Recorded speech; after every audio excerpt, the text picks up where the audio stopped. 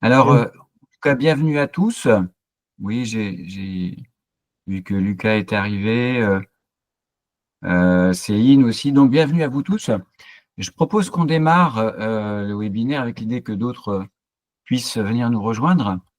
Donc, bienvenue sur ce sujet. Voilà, euh, voilà, Bastien nous indiquait qu'en fait, euh, depuis plusieurs années, en fait, voilà, des incompréhensions liées à une transmission peuvent perdurer toujours et occuper pour lui jusqu'à un tiers de temps en équivalent charge mentale. Voilà, donc effectivement, c'est un enjeu très fort. Et merci Bastien pour ce témoignage. Voilà, je vous propose de poser le cadre. Donc on est là, on est ensemble jusqu'à 14 heures. J'ai pensé le webinaire pour qu'il y ait des possibilités régulières d'interaction. Donc vraiment, n'hésitez pas. Euh, Du coup, alors n'utilisez pas trop le chat, plutôt prenez le micro quand je vous l'indiquerai. Ça sera plus facile pour moi. Euh, je vous signale que la conférence est enregistrée pour pouvoir euh, permettre à ceux qui n'ont pas pu y assister de l'écouter et puis ultérieurement, voilà, ceux qui seront intéressés par le sujet, ça puisse être une ressource accessible. Voilà, donc elle est enregistrée. Du coup, si vous voulez garder la confidentialité, vous êtes invité à couper votre caméra et donc à indiquer simplement votre prénom dans dans la webcam. Au niveau du cadre proposé, et je dirais c'est en lien avec euh, le sujet des relations. C'est important de poser le cadre et pour que la relation et la communication se passe bien. Voilà, je vous propose quelques points, et c'est vrai que lorsque vous avez des réunions, des discussions, préciser le cadre, ça permet vraiment d'améliorer beaucoup la communication. Donc, se mettre chacun dans une disponibilité, donc écoute, ouverture, la bienveillance et le jugement, le non-jugement, c'est important pour soi, pour justement rester ouvert, mais aussi pour permettre aux autres de s'exprimer parce que c'est très perceptible, voilà, selon qu'on est dans un climat ouvert ou plutôt critique. L'authenticité, c'est-à-dire que voilà, ne nous privons pas de dire ce qu'on est, ce qu'on ressent, ce qu'on pense, voilà, en toute simplicité. Et puis, ça c'est important, voilà, choisissons un état d'esprit positif. C'est-à-dire que la présentation de ce sujet a d'abord une optique de trouver des issues, des solutions euh, et des voies d'amélioration. Alors, du coup, voilà, j'ai prévu des séquences à environ de 5 minutes au terme de 3 blocs. Donc, voilà, du coup, je vous invite à être synthétique, clair, c'est-à-dire que soit vous faites une remarque et c'est très bien, soit vous posez une question, mais essayez de faire soit l'un, soit l'autre. Voilà. Et puis, bien sûr, il s'agit que ce soit en lien avec le sujet abordé. Alors, c'est toujours important de savoir d'où la personne parle. Alors, d'où je vous parle de mon expérience de conseiller d'entreprise pendant 20 ans. Je vous parle depuis aujourd'hui ma casquette d'accompagnateur d'agriculteurs et d'agricultrices dans leur développement personnel et professionnel. Euh, Souvent, vraiment, le facteur personnel et professionnel est très lié, et particulièrement dans le domaine agricole. Alors moi, ma spécialité, c'est d'intervenir où il y a des forts enjeux humains, les relations, euh, l'épuisement, j'ai fait un webinaire récent sur le sujet, la solitude du dirigeant, et puis également des exploitants qui, soit collectivement, soit seuls, se posent des questions importantes sur le plan des orientations qu'ils doivent prendre. Voilà, je pense notamment à des personnes qui ont une petite cinquantaine, qui ont vraiment bien réussi et qui, sur les 10-15 ans, se posent des questions vraiment profondes. Voilà. Et donc, l'idée, bien sûr, c'est de trouver dans leur, vraiment dans le fond de ce qu'ils sont, comment ils veulent occuper ces prochaines années. Euh, Voilà, sinon, je suis membre associé d'un réseau de coachs agricoles français, réseau AgriCoaching. C'est important pour moi d'être dans une démarche de réseau, de ne pas être seul, voilà, où on a du coup des échanges et on approfondit nos savoir-faire. Voilà, alors le sujet en lui-même, je vous partage mon intention. Ben, c'est voilà, c'est l'épanouissement des agriculteurs et des agricultrices que je sens souvent très chargés dans le stress. Voilà, et donc c'est leur permettre voilà, un épanouissement plus grand. Je partage d'abord ma perception et expérience plus que des éléments théoriques.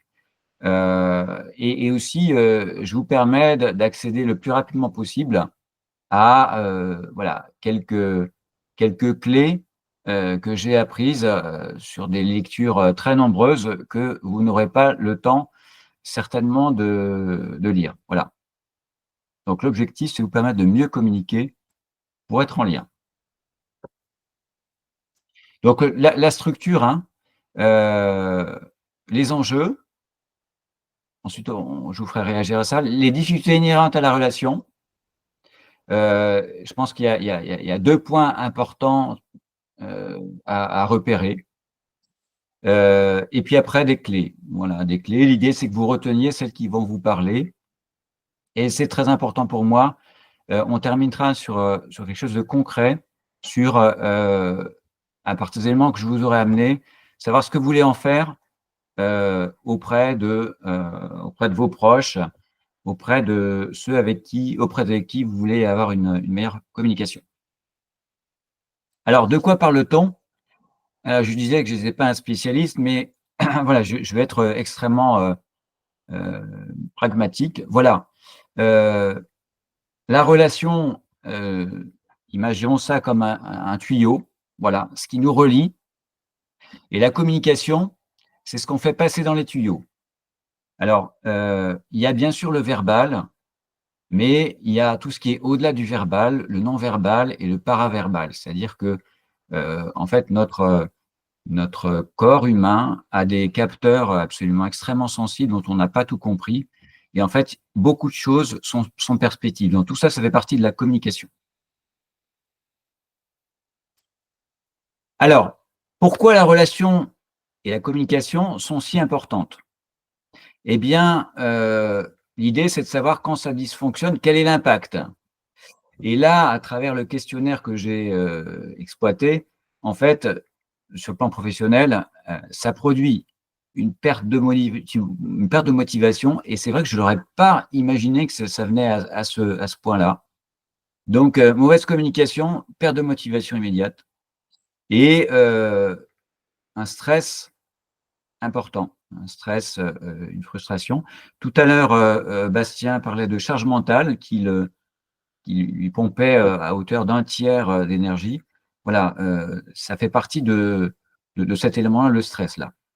Après viennent l'isolement, la perte de confiance, la baisse de productivité, la difficulté à coopérer et un impact financier qui est un peu la conséquence de tout ça.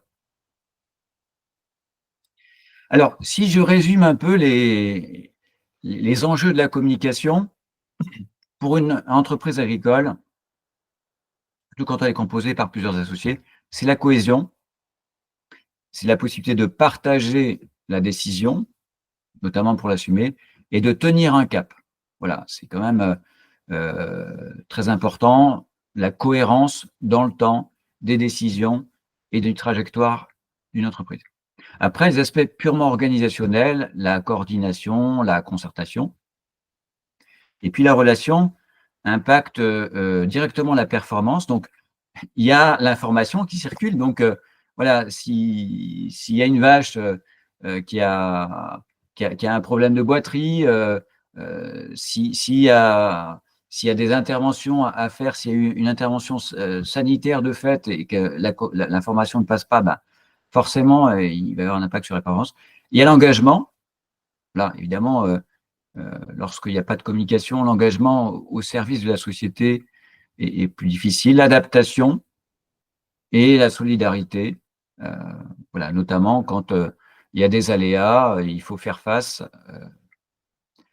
Bien sûr, un impact fort sur l'ambiance, sur la confiance, confiance dans l'autre, confiance en soi. Et puis le bien-être, le bien-être, je ne sais pas si vous êtes très à l'aise avec ce terme, c'est vrai qu'il est beaucoup connoté, mais alors mettons, inversons le fait d'être bien. Voilà, le fait d'être bien. Alors ces enjeux-là de relation, évidemment, quand il y a des associés, les associés sont tenus par leur capital, mais quand il s'agit de salariés qui sont concernés, eh bien là, la qualité de relation devient déterminante parce que, faute de bonnes relations, les salariés s'en vont. Alors, sous un autre angle, pourquoi les relations, la communication sont si importantes? La transmission d'informations, sur le plan fonctionnel, bien sûr, c'est important, mais il faut aller au-delà. Il y a des aspects de compréhension mutuelle, c'est-à-dire qu'on se comprend, c'est une façon d'être familier, d'être bien ensemble, voilà. Et donc, cette capacité à se prendre en compte. Après, il y a des choses encore plus fortes et plus profondes, c'est la notion d'appartenance. C'est-à-dire que, en fait, dans les difficultés de relations que je rencontre, il y a souvent des questions de place qui se jouent, de reconnaissance. Voilà. Et donc, quand la relation n'est pas là, souvent les questions de place et de reconnaissance se posent. Et puis derrière, bien sûr, et ça c'est encore plus fort, c'est-à-dire que, en fait, sans les autres, on n'existe pas, et donc on existe par et pour les autres. Donc, en absence de relation, cette question de sens, elle se pose en tout premier lieu, et c'est le lien direct que je fais avec la motivation. C'est-à-dire que la motivation, c'est le sens qu'on met, la motivation est soutenue par le sens qu'on donne à ce qu'on fait. Évidemment, quand il y a plus de relation, eh bien, il y a plus trop de sens, il y a plus trop de motivation. Alors, il y a quelque chose qui me paraît aussi très important, et là, je le fais, je prends une autre dimension des enjeux de la relation à l'échelle d'une entreprise et du point de vue de sa maturité. Et là, ou peut-être le parcours d'un agriculteur. Et donc, au début, on part d'une notion de dépendance, c'est-à-dire qu'il y a un besoin d'apprentissage. Et progressivement, avec le temps, on accède à de l'indépendance, la capacité de faire par soi-même en toute autonomie. Mais il y a des étapes qui, si on veut qu'elles soient passées dans des bonnes conditions, nécessitent de la compétence relationnelle. Et c'est notamment de passer à des stades d'interdépendance. Et là, je vais prendre un exemple hyper concret. Je suis en exploitation individuelle, je me débrouille, voilà.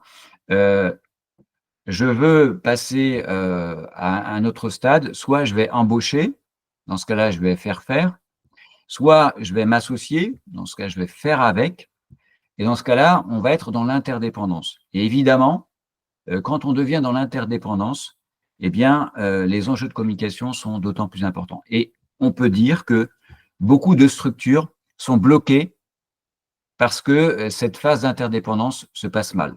Voilà. Et donc, c'est souvent par rapport à des difficultés relationnelles. Alors, j'ai envie de juste vous dresser quelques éléments par rapport à l'environnement agricole. Donc, la culture agricole, euh, évidemment, il y a quelques difficultés du point de vue de la communication. C'est que d'une part, les processus formels ne sont pas respectés. Les réunions, les décisions, en général, on ne sait pas vraiment à quelle date elles ont été prises, sous quelle forme. Les délibérations, tout le formalisme juridique, voilà, il reste dans les classeurs et dans les placards. Donc très peu de formalisme. Il y a des mélanges pro-perso très, très réguliers, avec notamment des modèles familiaux. Et puis, il y a quand même une difficulté culturelle à exprimer, notamment les aspects émotionnels et personnels. Voilà, donc évidemment, ça complique quand même les choses. Alors, il y a aussi 3 facteurs supplémentaires qui rendent la communication dans un domaine agricole plus compliqué. C'est qu'aujourd'hui, le facteur main-d'œuvre est limitant. Donc, on court beaucoup et du coup, on s'occupe de l'urgent et la communication n'est souvent pas perçue comme telle.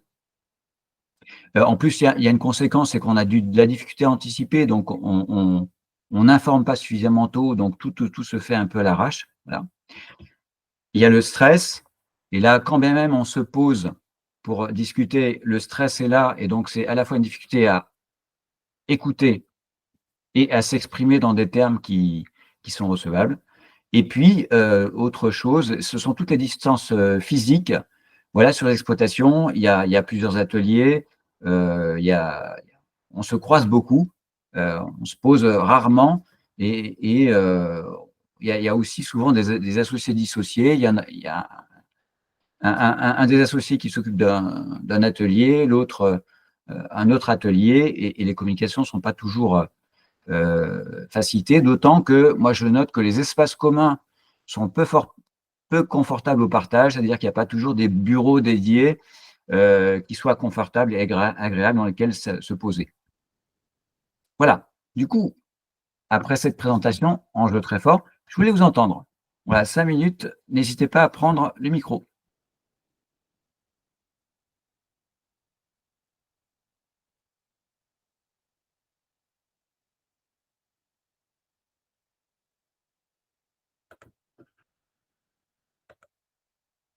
Allez-y, hein.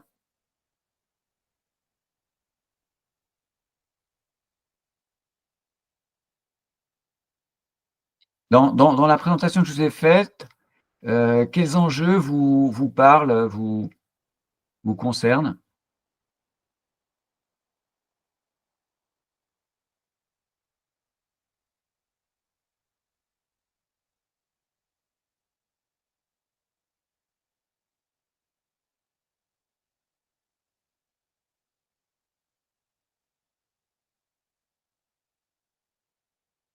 Est-ce que vous souhaitez que je poursuive? Vous me dites?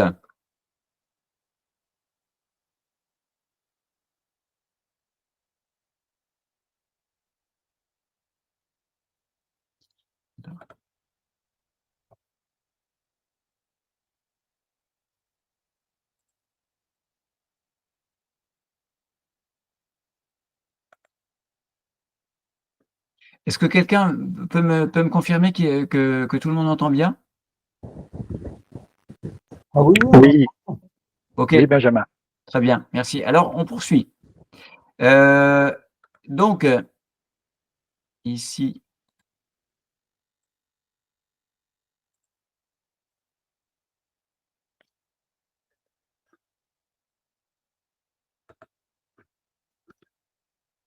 alors les difficultés inhérentes à la relation. Là, en fait, je vais me concentrer sur, 2 points qui me paraissent, en fait, déterminants et que j'ai, vraiment, découverts dans toute leur importance, il y a peu de temps, en fait. Et j'ai envie de vous poser la question suivante, voilà. Par rapport à la photo que vous voyez ici, heu, selon vous, la case A et la case B sont-elles de la même couleur?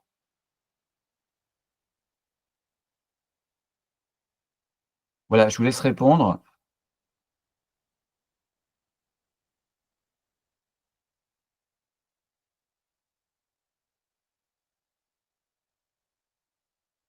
Quelqu'un veut se lancer? ben non, elles ne sont pas de la même couleur. Elles sont pas de la même couleur? D'accord. Merci beaucoup pour cette réponse. C'est la réponse que, sans doute, 99 d'entre nous, dira, et pour autant, heu, elles sont de la même couleur. C'est-à-dire qu'on voit bien que si on met les traits, et si on relie, on voit qu'il y a une continuité dans le gris. Donc objectivement, Ah ouais. c'est la même couleur, et pourtant, on ne voit pas la même couleur. Et en fait, ça, c'est absolument déterminant parce que ça dit quelque chose de très important. Ça dit la chose suivante. L'objectivité, c'est le lien qu'il y a avec l'objet. Donc, vous avez le damier avec le cylindre. Entre le damier et le cylindre et notre cerveau, il y a les ondes, les photons, voilà, les ondes qui se propagent jusqu'à la rétine. La rétine transforme les signaux en signaux électriques, se propage dans les neurones et arrive à une boîte noire. Donc la boîte noire, on peut imaginer on peut imaginer ça comme le cerveau, mais le cerveau, il a aussi comme source pour traiter de l'information des sources de subjectivité. Subjectivité, c'est ce qui est lié au sujet. Donc c'est vraiment ce que vous avez vécu, la mémoire, l'imagination, votre capacité d'abstraction. Et puis, cette boîte noire, elle traite aussi ce qu'on appelle l'intersubjectivité. Donc, en fait, c'est ce qu'on a en commun. C'est notre culture, nos croyances, les conventions sociales.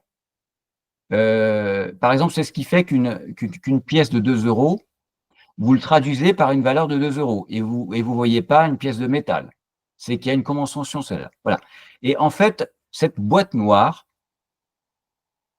à partir des sens, mais aussi à partir de la subjectivité et l'intersubjectivité, produit une interprétation. Et là, vous avez déjà été en contact de damier, donc vous dites c'est un damier, donc c'est un damier, euh, les, les couleurs ne sont pas les mêmes. Voilà. Alors, ça a une conséquence énorme, absolument énorme. C'est que le monde réel, le monde objectif, ne nous est pas accessible. Ne cherchons pas à essayer auprès d'un interlocuteur de parler du monde tel qu'il est, mais parlons plutôt du monde tel que chacun de nous le perçoit. Voilà. Et donc, communiquer, c'est échanger non pas sur une réalité, mais échanger sur des représentations personnelles et subjectives de la réalité. Ça, c'est fondamental. Alors, juste pour rigoler un peu, et j'ai pensé à Fernand Reynaud à ce moment-là, et je me suis soumis de sa citation. Quand je vois ce que je vois et quand j'entends ce que j'entends, je me dis que j'ai de bonnes raisons de penser ce que je pense. Voilà. Donc, en gros, voilà, on est chacun dans son monde et l'idée de la communication, c'est de pouvoir nous relier, mais sans imaginer que la réalité va vraiment nous être utile. Du coup, la première conséquence, et moi, c'est au cours d'une formation sur la communication non violente que ça a été un peu vraiment le plus gros impact pour moi. Je vous économise une formation sur la CNV. Abandonner cette réflexe, qui a tort, qui a raison.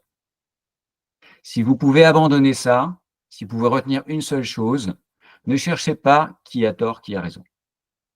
Et en fait, la voie qu'il s'agit d'adopter, c'est qu'est-ce que je perçois, qu'est-ce que je ressens, qu'est-ce que je pense. Et qu'est-ce que mon interlocuteur, qu'est-ce qu'il perçoit, qu'est-ce qu'il ressent, qu'est-ce qu'il vit. Et donc, on ne parle plus d'un monde objectif, mais on parle de deux mondes subjectifs. Et d'une certaine façon, c'est comme ça qu'on peut dire, voilà, l'autre est différent et il s'agit de l'accepter. Donc ça, c'est la première, en termes de communication, c'est vraiment quelque chose qu'il s'agit vraiment d'intégrer. Et puis après,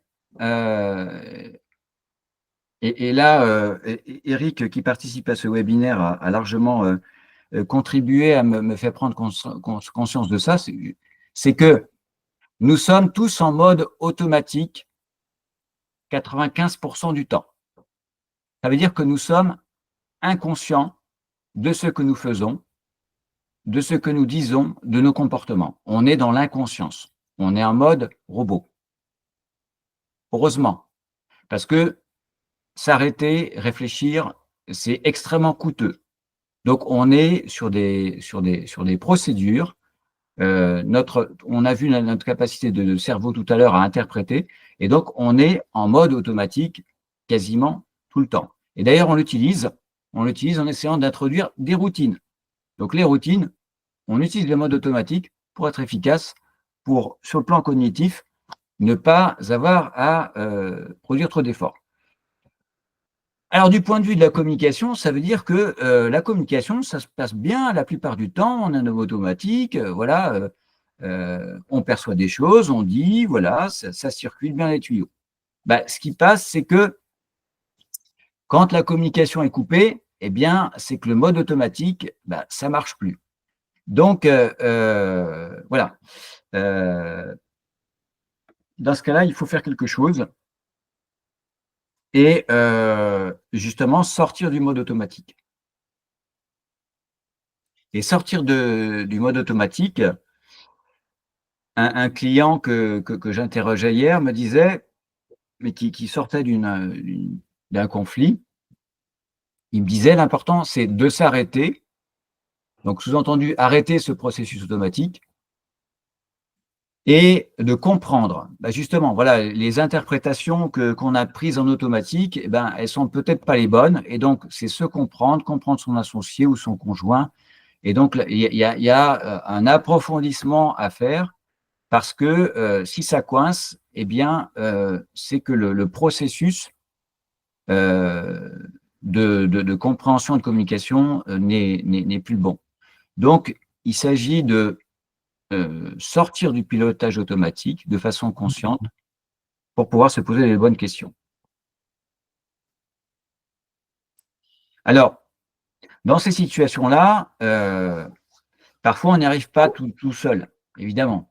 Alors pourquoi? Parce que quand l'orage est là et quand le feu a été mis aux poudres, eh bien, voilà, les protagonistes sont chauds comme deux soldats blessés qui sont sur la défensive et parfois aussi sur l'offensive. Donc, dans ces cas-là, il est important d'avoir recours à un tiers, donc Bastien en parlait tout à l'heure, c'est-à-dire que le combat en lui-même, voilà, ne va rien apporter. Donc, le rôle dans les accompagnements que je fais, c'est la première des choses, c'est de mettre chacun face de ses responsabilités. Voilà, qu'est-ce que vous voulez? Quels sont les enjeux? Est-ce que on tente de sortir de cette situation? La deuxième chose, et ça peut pas être fait sans l'intervention d'un tiers, c'est de protéger les relations, mettre un cadre, comme je faisais tout à l'heure, et sécuriser les relations, c'est-à-dire que s'il y a du dérapage, voilà, il y a quelqu'un pour intervenir, pour recadrer. Voilà, donc ça, c'est vraiment important pour que ce processus de reconnexion se fasse, qu'il y ait de la protection et de la sécurisation. Ensuite, et ça, c'est très important, mon rôle, c'est d'injecter de la confiance dans les relations, dans la confiance dans chacun des protagonistes et la confiance dans le processus et dans la confiance dans le résultat. Et ça, évidemment, c'est très important pour renouer donc les liens. Après, il s'agit souvent de mieux se connaître et donc la connaissance des profils de personnalité de l'associé, les interactions qu'on peut avoir avec lui pour lui faire prendre conscience et pour l'amener à découvrir un certain nombre de choses sur lui, sur son fonctionnement et sur les liens qu'il y a avec la situation, lui permet souvent d'identifier ses propres difficultés et ses propres besoins. Voilà. Mais surtout, ce qui est important, c'est que on n'est pas là simplement pour le présent, mais ce qui est souvent beaucoup, c'est projeter vers la suite. Voilà, se projeter vers un objectif commun. Et ça, c'est souvent très important pour pouvoir, voilà, en fait, laisser le passé derrière et construire l'avenir. Et puis, alors là, ce qui est important souvent, c'est le suivi. Voilà. Ben, j'avais envie de vous entendre sur ces deux, notamment sur ces deux choses importantes. Le fait on est très subjectif finalement et que on est chacun avec des perceptions, ce qui explique beaucoup d'incompréhension, surtout quand on veut essayer de trouver des positions communes. Et puis le deuxième point, c'est cette notion de communication automatique. Je vous écoute.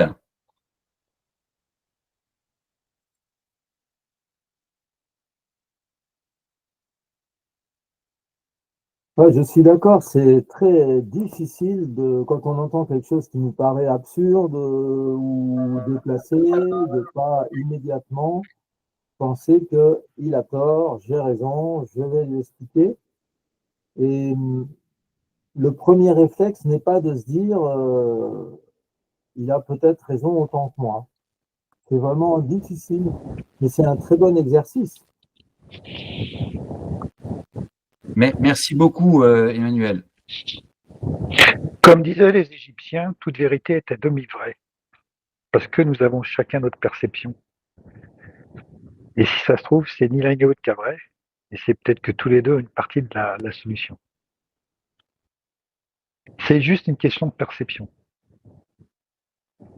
Et c'est pour ça que ce qu'a dit Benjamin en entrée de ne pas juger, c'est très facile de juger, alors que c'est plus difficile de comprendre et d'établir un vrai dialogue d'abord avec soi, puis avec les autres.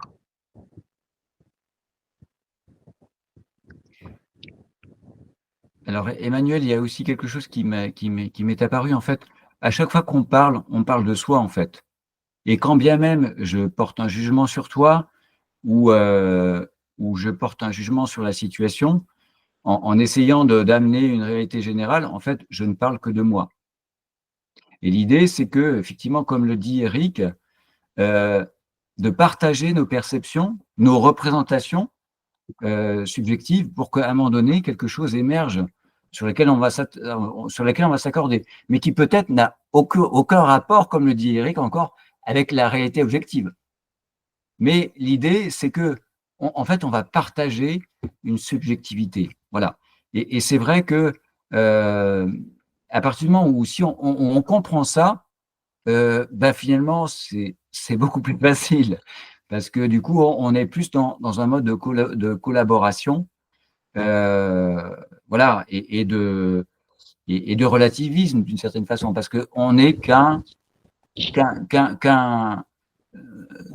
œil, voilà. On a énormément d'angles morts, nous. Hein, voilà. Merci beaucoup. D'autres remarques?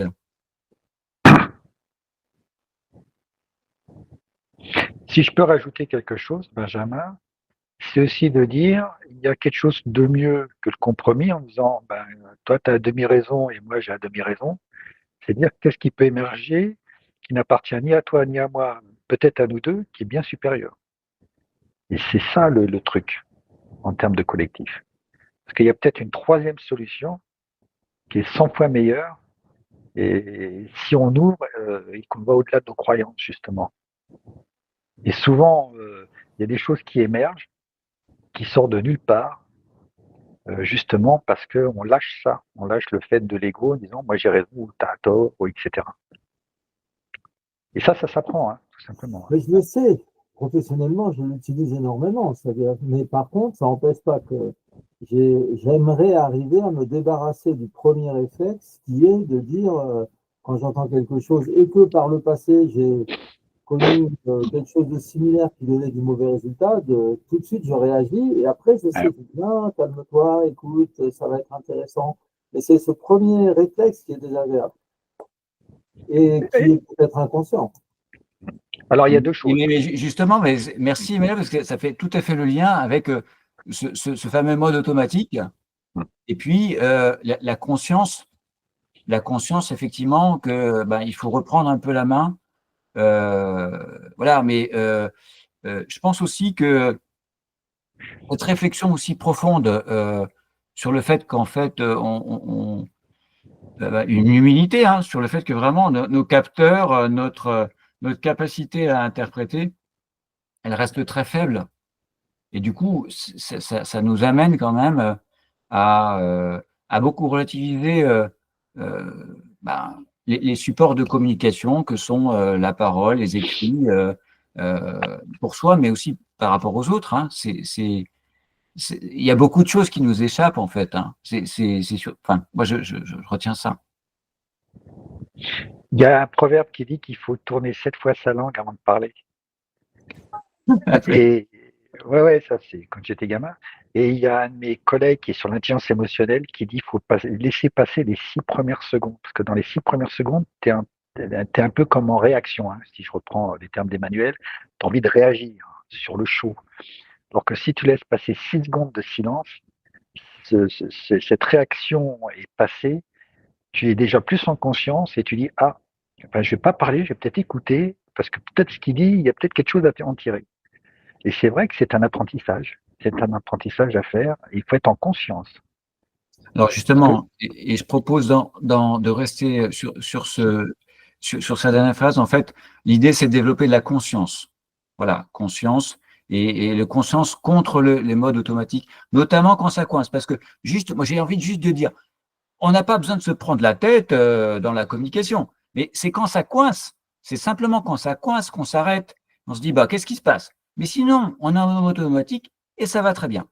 OK, je propose de voir la suite.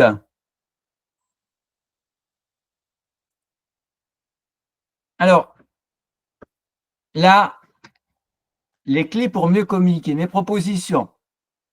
Donc, c'est vraiment, là aussi, à partir de mon expérience personnelle, et c'est subjectif, et l'idée, c'est que vous chopiez des trucs si ça vous parle. Alors, à partir de vos questionnaires, voilà, qu'est-ce qui impacte la qualité des relations? Et là, je lis les non-dits, les sous-entendus qui arrivent en premier lieu. Donc, la première des choses, du coup, par rapport à la communication, c'est quand il y a des non-dits, allez chercher chez tendre des perches chez son interlocuteur et être attentif à s'exprimer. Voilà. Après, il y a des aspects d'écoute, et là aussi, ça rejoint le mode automatique. Quand on est en mode automatique, on n'est pas dans l'écoute. Voilà. La mauvaise gestion des émotions, là, on est sous l'emprise des émotions, on est en mode automatique, c'est-à-dire on est en réaction émotionnelle. Voilà. Alors, il y a quelque chose qui est important sur le plan de la communication, c'est aussi de connaître votre polarité. C'est-à-dire qu'on a tous, plus ou moins, une tendance soit d'être introverti, soit d'être extraverti. Et ça, de le connaître, ça donne un point de vigilance. Voilà. C'est de savoir si on est introverti, exprime-toi. Exprime-toi plus. Parce que dans le curseur des bons équilibres, il faut que tu t'exprimes plus. Et dans l'extraverti, j'allais dire,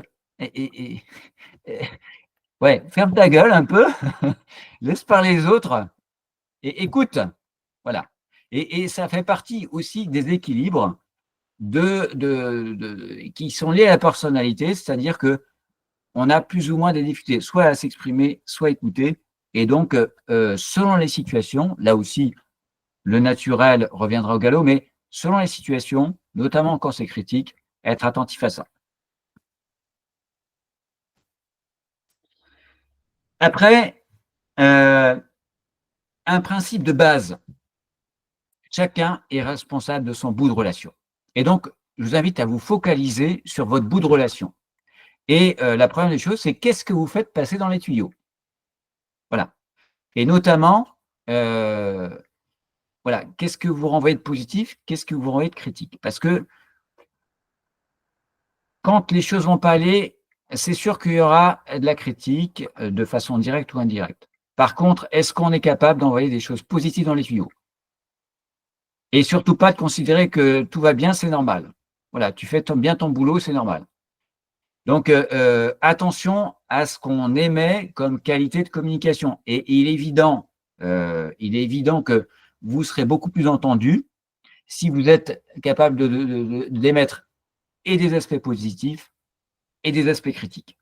Parce que sinon, la personne va fermer les tuyaux parce qu'il n'y a que la critique qui arrive, donc on va se protéger, on n'écoute pas. Voilà, donc vraiment, qu'est-ce que vous faites passer dans vos tuyaux et en prendre soin. Et tout ce qui est positif, ça fait du bien à tout le monde, à celui qui l'exprime, parce que en faisant part de cette réalité positive, il la vit, il la vibre.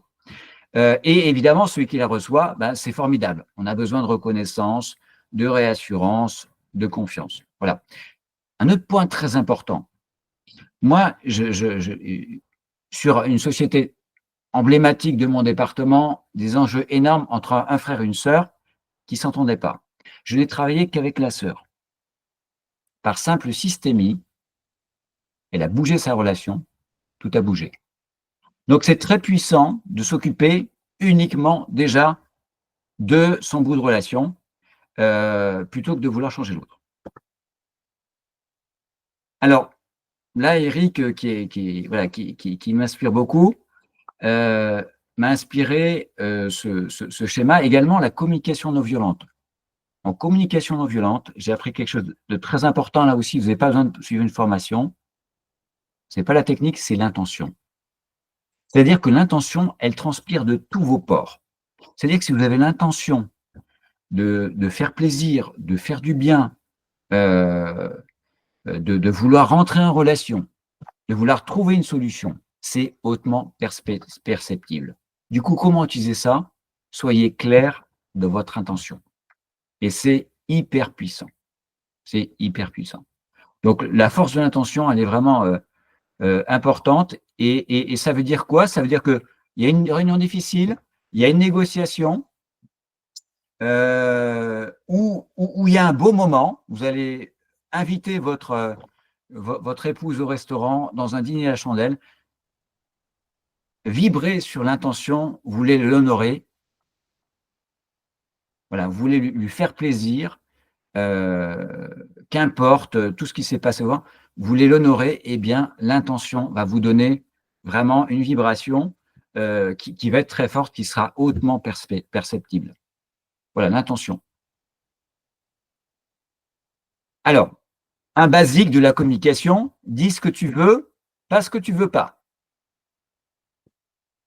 On va dire, j'en ai marre que tu sois à l'heure. Bon, bah, la traduction, c'est j'aimerais que tu arrives à l'heure. Ah oui, mais c'est mieux de dire ce qu'on veut. C'est beaucoup mieux de dire ce qu'on veut.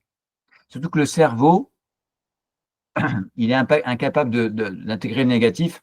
Et si vous parlez de retard, il pense au retard. Il ne pense pas à l'heure. Voilà. Donc, dites ce que vous voulez. Et là aussi, sachez ce que vous voulez. Et ça, il faut sortir du mode automatique. Donc, des fois, il faut prendre du recul. Là, dans cette situation, qu'est-ce que je veux? Là aussi, savoir ce qu'on veut, ça aide énormément dans ce qu'on va mettre en place derrière. Donne ce dont tu as besoin. Donc, voilà, on a tous besoin de reconnaissance, on a besoin d'être soutenu, on a besoin d'être reconnu dans nos qualités, on a besoin d'appréciation, on a besoin d'écoute. Eh bien, donne tout ça. Et comme par magie, en le donnant, c'était le titre de l'introduction, eh bien, en le donnant, tu le recevras. Ah, tout aussi important, demande ce dont tu as besoin. Souvent, quand on n'a aucune connaissance de la communication, on imagine que l'autre doit deviner. Ça, c'est quelque chose qui est absolument terrible. Voilà, il devrait comprendre, il devrait savoir. Non, notre responsabilité, c'est d'exprimer ce dont vous avez besoin. Il y a des besoins spécifiques au niveau du travail. Tu as besoin de t'absenter parce que ton fils a un rendez-vous orthodontiste. Tu as besoin de prendre des vacances. Tu as besoin, tu as envie de travailler plutôt à deux plutôt que tout seul. Voilà, tous ces éléments-là demandent du soutien aussi, demandent des choses spécifiques, demandent ta responsabilité de demander. C'est pas parce que tu demandes que ce sera reçu, mais déjà, commence par t'occuper de demander ce dont tu as besoin. Alors, bien sûr, quand on communique, c'est bien de savoir pourquoi. Est-ce que c'est de l'information? Est-ce que c'est pour prendre une décision? Est-ce que tu demandes quelque chose? Donc déjà, sache ce que tu veux. Quoi? Eh bien, c'est bien de trouver les mots, les arguments, d'être clair, complet et précis. C'est-à-dire que c'est sûr que si on sait exactement ce qu'on veut, on l'exprime bien, il y a beaucoup plus de chances que ce soit indiqué et ne pas hésiter à passer par l'écrit. Ou, eh ben, être attentif à l'endroit où on communique. C'est-à-dire que voilà, si c'est du pro, c'est du pro, du perso, du perso. Ne mélangeons pas tout. C'est pas sur un dîner de famille que vous allez aborder des discussions délicates sur le plan professionnel. Dans un lieu adapté par rapport à la confidentialité, au bruit. À qui? Un point super important. Ne pas aborder des sujets avec des personnes qui ne sont pas concernées. Elles vont se mêler de ça, elles vont être prises à témoin. Donc, attention à qui vous communiquez. Et un point, du point de vue de l'efficacité, ne commencez pas à aborder un sujet si toutes les personnes concernées ne sont pas réunies. Donc, vous êtes 3 associés. Si vous êtes 2, eh ben, attendez d'être 3, parce que sinon, ça va faire des quiproquos, des susceptibilités, des pertes de temps. Voilà. Et il se trouve qu'il y a des réunions pour ça, qui ne sont jamais organisées, donc autant les prévoir sur des réunions. Combien? À quelle fréquence? Ben, privilégier des communications régulières et rapides. Voilà. Et l'idée, c'est qu'il y ait des réunions programmées au moins tous les 3 mois pour que les sujets de fond soient abordés. Sinon, ils seront abordés de façon incomplète et partielle. Quand? Pas trop tôt. Pas trop tôt parce qu'il y a des personnes dont je fais partie. Si le problème se pose dans très très lointain, je n'ai pas envie de m'y investir. J'ai en tête des choses plus urgentes, donc j'ai du mal à investir. Pas à la dernière minute, parce que évidemment, en dernière minute, on se prive de toutes sortes de solutions et puis certaines personnalités ont besoin de temps pour digérer. Donc, se concerter, savoir quand est-ce qu'on aborde le sujet. En fonction des états de tension. En général, on a besoin de communiquer, donc on y va. Oui, mais dans quel état je suis? Si je suis énervé, ça ne va pas. Dans quel état est mon interlocuteur? Si on n'a pas assez de temps pour boucler le sujet, on ne l'aborde pas. On trouve un autre moment. Et puis, ça peut être le mauvais moment pour soi, pour l'autre, s'il a un truc, voilà. Donc, il faut de la disponibilité d'esprit. Donc, c'est important d'être attentif à ça. Alors, ça, c'est aussi, alors il y a quelques petites, il y a quelques petites clés qui sont simples là-dedans. Donc, la forme, on pense jamais suffisamment à la forme. Bah, parfois, c'est du courrier, c'est du mail, quand il faut laisser des traces, quand c'est intéressant de diffuser à beaucoup de monde, aux banquiers, voilà, on envoie un mail et les associés en copie. Par SMS, par groupe vocal, WhatsApp peut être utile dans les sociétés, notamment avec des salariés ou pas, en sachant que là, si vous voulez une plus grande interactivité, il y a le téléphone. Il peut y avoir du tête-à-tête, de la visio.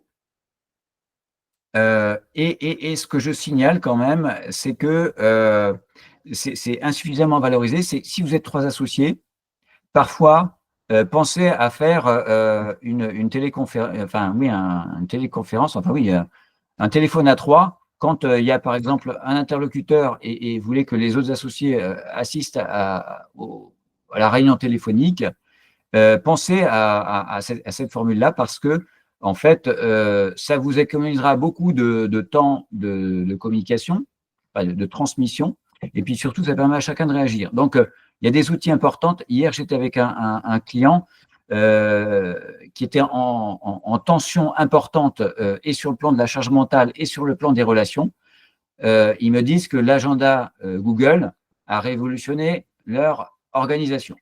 Donc, il y a des outils partagés et parfois, en termes de communication, puisque c'est sur le sujet, ça aide grandement les choses. Pareil, s'il y a des documents partagés sur le Drive, ça peut être extrêmement utile. Donc, c'est une autre façon de traiter la communication par les outils. Vos réactions?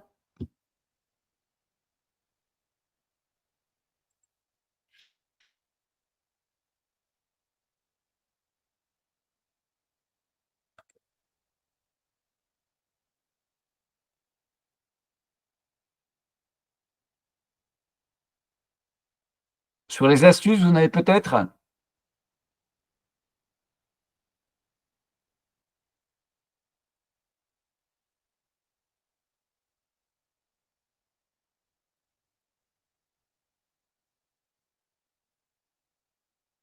Non, personne n'a de remarques?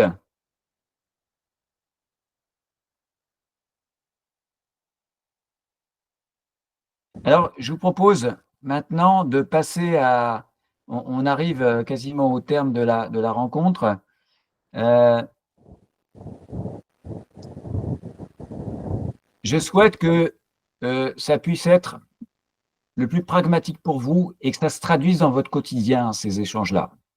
Donc, ce que je vous propose, c'est que vous preniez une feuille et que, vous consacriez, au moins 2 minutes maintenant, parce que vous ne les prendrez pas après, pour répondre à ces 3 questions.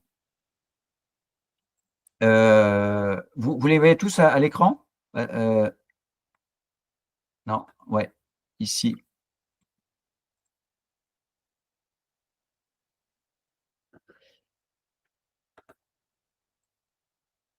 Voilà. Qu'est-ce que tu as appris dont tu veux tenir compte dans ton quotidien? Deuxième question, quelle est ou quelles sont les relations que tu souhaites restaurer ou soigner?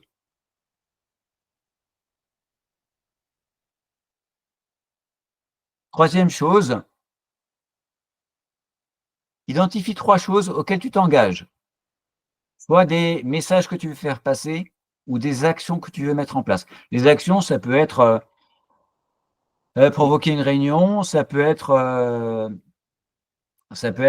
utiliser, un support de communication différent, ça peut être, écrire, ça peut être enfin peu importe, hein, mais trouver 3 choses, heu, concrètes autour, des relations et de la communication. Voilà, je vous laisse 2 minutes.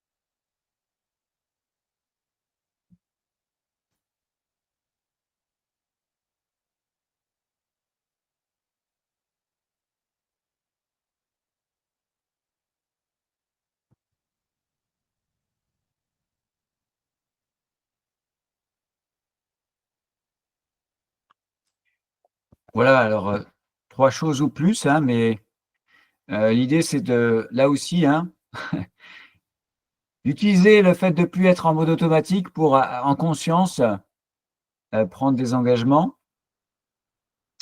Voilà et puis je vous propose donc d'aller, vers la fin de ce webinaire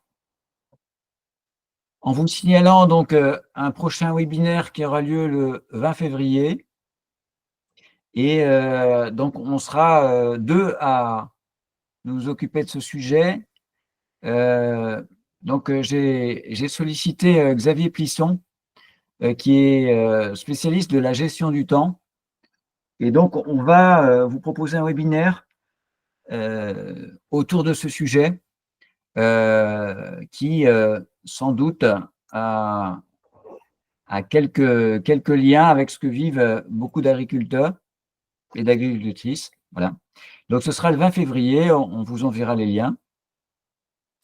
Vous indiquez que si vous avez des seuils à franchir, que ce soit dans le domaine relationnel, ce soit dans le domaine des choix que vous devez poser sur des aspects stratégiques ou, sur des situations de solitude de dirigeants avec une pression énorme, du stress et la difficulté à prendre du recul. Je suis vraiment à votre disposition pour un échange de 45 minutes en tête-à-tête, voilà, avec l'idée de vous donner de toute façon de la clarté sur votre situation et identifier les prochaines étapes pour vous, que ce soit des étapes qui me concernent ou pas. Voilà, l'idée, c'est qu'on fasse un point ensemble. Je vous remercie beaucoup pour votre participation. Je vous suggère de m'envoyer dans le chat vos suggestions d'amélioration. Éventuellement, si vous avez des idées de webinaire, me les transmettre. Et je vous demande de me noter sur 5 par rapport à ce webinaire.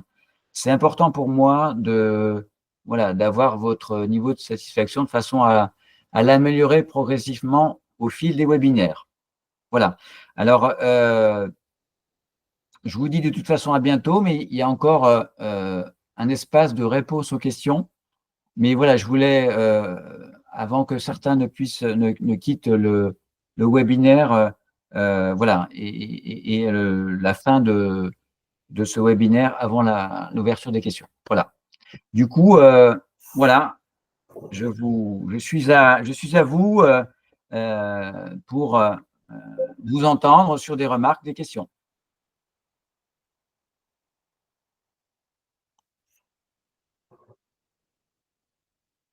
Non, ben moi ça va, c'était bien. Alors je sais pas si c'est le message dans l'appel ou ce que tu appelles le chat, mais sinon moi je mets 5, ouais, ça m'a bien plu.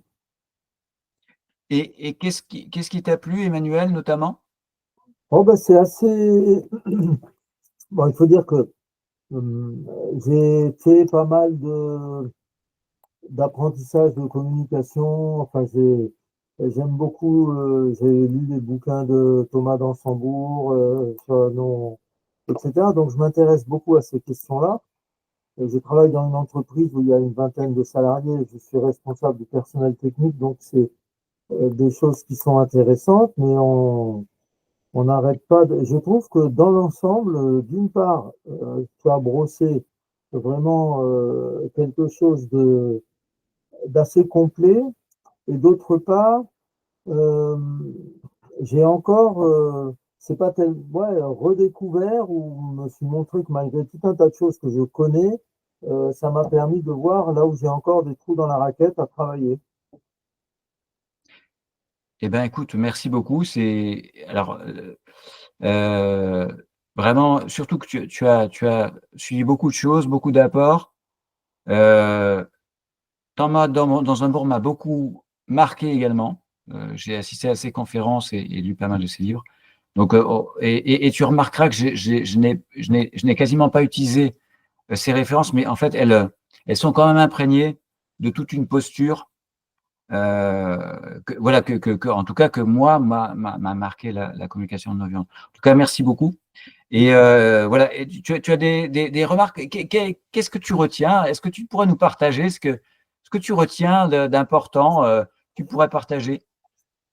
Oh, ben, les 3 points, pour moi, hein, c'est pas toutes les choses importantes, je les ai notées, là, il y en a une page, donc je vais pas relire ça à tout le monde, mais pour moi personnellement, tenir les 6 secondes pour me mettre en mode d'écoute et pas être en réaction, c'est quelque chose que je retiens parce que ça ne sera pas trop compliqué. Ça, c'est Eric, je crois, qui nous Oui, a. c'est Eric Baudet. Ensuite, soigner mon côté de la relation, que ça soit pas quelque chose de. Essayer de mettre ça en place à tout moment, et, parce que c'est vraiment important. Et puis, bien sûr, m'écouter, définir mon intention avant une rencontre ou un entretien. Merci beaucoup, Emmanuel. D'autres réactions, questions? N'hésitez pas à prendre la parole, hein. Oui, oui, oui, oui, Marianne, je t'en prie, oui. Oui, Marianne? Ah, Marianne avait levé la main. Oui, mais c'est Marianne? vrai. Marianne? Non.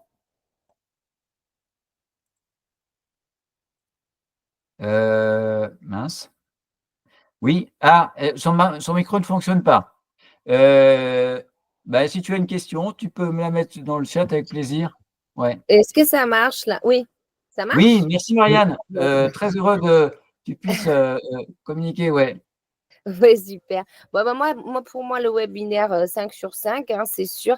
Voilà. Après, moi, je suis d'accord avec plein de choses, hein. De toute façon, tous les jours dans notre vie, on doit s'améliorer sur plusieurs sujets, sur plusieurs manières d'être et de faire.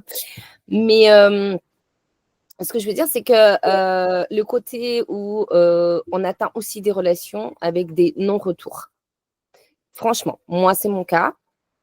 Et ça existe malheureusement. Tu peux faire tout un tas d'efforts et tout ça. Bon, c'est effectivement, tu as affaire quand même à certaines personnalités type narcissique. Et ça, malheureusement, bah, tu peux rien y faire. Et ce qui est dur, c'est le lâcher prise de ce type de personne, de le comprendre. Ça met un certain temps. Mais une fois que c'est fait, ben, c'est vrai que tu es soulagé parce que bah, tu n'as plus à te faire chier et à te prendre la tête avec ce type de personne et ce type de communication. Et ça existe malheureusement. Moi, c'est mon cas, hein. Moi, j'ai coupé court. J'ai coupé les ponts. Moi, personnellement, je n'engage personne d'autre, hein, que moi, parce que voilà, moi, ce relationnel-là, c'est juste pas possible, hein. J'ai beau faire, mais ça a tellement atteint, même psychologiquement, c'est compliqué. Les personnes, je suis arrivée à une relation avec ce genre de personnes, même physiquement, je ne peux plus les voir. Je suis pas bien, c'est fini.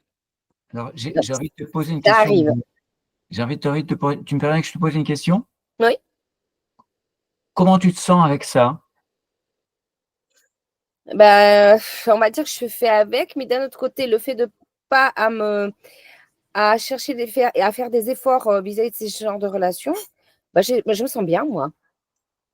Alors, c'est ça qui est important parce qu'en fait, il y a une chose dont on a très peu parlé, c'est la relation à soi. Mm. Mais la relation à soi est déterminante. Et donc, évidemment, on le voit dans la boîte qui interprète tout.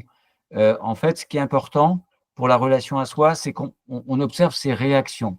La seule chose pour se comprendre, c'est d'observer ses réactions. Vous savez, quand l'interprétation produit le comportement, la réaction, en fait, on ne peut se comprendre qu'à travers la réaction. Et donc, en fait, ce qui est important, c'est d'abord de commencer par soi. C'est-à-dire que la communication, c'est une communication à soi. Et si à un moment donné, dans ta communication à soi, tu vois que ça coince, ça ne peut plus durer, et moi, ce que j'entends, tu as besoin de te protéger, eh bien, voilà, c'est quelque chose qui est important. Et puis, voilà, Emmanuel disait, ben voilà, on s'occupe du côté de son tuyau. Maintenant, si malgré tout ce qu'on envoie, tout ce qu'on essaie de modifier, eh bien, il n'y a pas de satisfaction. On a besoin d'être nourri, hein. Et donc, si les relations durablement sont destructives, eh bien, ce que nous inspire le respect de nous-mêmes, eh bien, c'est de passer à autre chose, je pense, hein. En tout cas, voilà. Oui, Mais oui, mais après, j'ai envie de te dire que quand tu as ces personnes sous ton nez régulièrement, c'est compliqué, hein. c'est compliqué. Mais bon, après, mais ça prend du temps. Mais c'est vrai qu'avec le temps, tu arrives à beaucoup de choses. beaucoup de choses. Franchement. Moi, j'y arrive maintenant. J'y Eh ben, arrive. bravo. Mais me connaissant au tout début, les 6 secondes, c'est mort, hein, on oublie. Hein. C'est action-réaction de suite. Hein. Moi, je suis plutôt sanguine. Hein. Là, non. Et donc, mais après, ce qui est important par contre dans ces gens toxiques, ça ne concerne pas directement, on va dire, mon GAEC avec mon conjoint, ni mes enfants, ni moi-même. Hein. On a une barrière protectrice, mine de rien. Et nous, en revanche, dans notre GAEC conjoint, ça va. Enfin, la communication, effectivement, tout ce que tu as pu décrire dans ton web, on s'en sert. C'est pas simple. Il y a les 6 secondes. Je crois que c'est simple nulle part, hein, mais Voilà, c'est ça. et Marianne, mais en faisant des efforts, on y arrive. Et est-ce que tu pourrais nous partager, toi, s'il y avait une idée que tu souhaiterais retenir, ça serait laquelle? Que effectivement, prendre du temps, enfin, quand on dit stop, on s'arrête et on réfléchit un peu, et comme qu'avait dit le monsieur, on ferme la bouche et on écoute, on observe et Ouais. on se calme et après on reprend gentiment avec un peu plus de maturité, un peu plus de recul, même si ça peut des fois prendre une journée, tout dépend des têtes de mule que nous sommes. Mais voilà, ça, c'est bien. Voilà, c'est de se poser et attends, je déconne, je déraille, je vais trop vite, ou je fais peut-être, ou je dis quelque chose qui me dépasse. Donc, je me tais, je me calme et ensuite je reprends, mais gentiment, les choses, les explications, la compréhension. Et ouais, ça se passe bien comme ça, la communication, effectivement. Merci beaucoup, Marianne. Je suis content que tu aies pu débloquer ton micro. Est-ce qu'il y a d'autres témoignages, d'autres personnes qui voudraient réagir? C'est pas un autre témoignage, je termine, tu dis, j'ai pas répondu tout à l'heure quand tu m'as dit, est-ce qu'à ton avis, il manquait quelque chose? Il y a un élément que j'ai trouvé intéressant. Quand on a une conversation avec quelqu'un, quand il s'est passé quelque chose qui nous a blessés ou qui nous a pas plu ou qui nous a, que ça soit personnel ou professionnel, mais sans prendre la tête de l'interlocuteur ou passer trop longtemps, prendre le temps de parler de soi, de dire j'ai été blessé par ça. Je viens de dire cette chose-là, je ne ressens pas cette chose-là. Témoigner de ce qu'on ressent à l'intérieur, c'est quelque chose de très important pour apporter une information à l'autre, y compris au niveau professionnel. Pas dire tu fais de la merde, mais dire je suis quand même déçu, je ne suis pas vraiment satisfait de ce que je vois, je croyais vraiment qu'on s'était mis d'accord. Et pas dire ah non, tu fais de la merde. Et la personne peut dire ah ben non, j'avais pas compris. Et puis toujours un dernier truc aussi, donc d'une part parler de soi, toujours laisser une porte d'échappatoire à l'autre. Faut pas le coincer. Faut jamais coincer l'autre quand on pense qu'il a tort ou que ce qu'il a fait, on n'est pas content. Toujours dire, bon, ben, le créditer il a peut-être pas vu, il était peut-être pas informé. Donc, on dit ce qu'on voit, on dit en quoi ça nous embête, en quoi ça pose des problèmes, mais on le met pas minable, on le coince pas, on ne serre pas le pipi, on laisse de la place.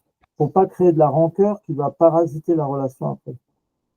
Mais je trouve ça très beau, effectivement, d'insister sur sa responsabilité, de faire part de son monde intérieur, de ce qu'on vit, parce que pour qu'on puisse être pris en compte, il s'agit de donner de l'information. Et en fait, voilà, effectivement, toute cette partie émotionnelle, interne, elle n'est pas forcément très accessible à l'autre. Et donc, notre responsabilité, c'est effectivement d'en faire part. Voilà, qu'est-ce que je vis? C'est important que j'en fasse part pour que il y ait des choses qui puissent bouger par rapport à ce que je vis, quoi. Ouais. Merci beaucoup. Alors, je vous propose de mettre un terme à ce webinaire. En tout cas, vraiment, merci beaucoup. Merci aussi beaucoup pour… Marianne, elle a relevé la main. Pardon?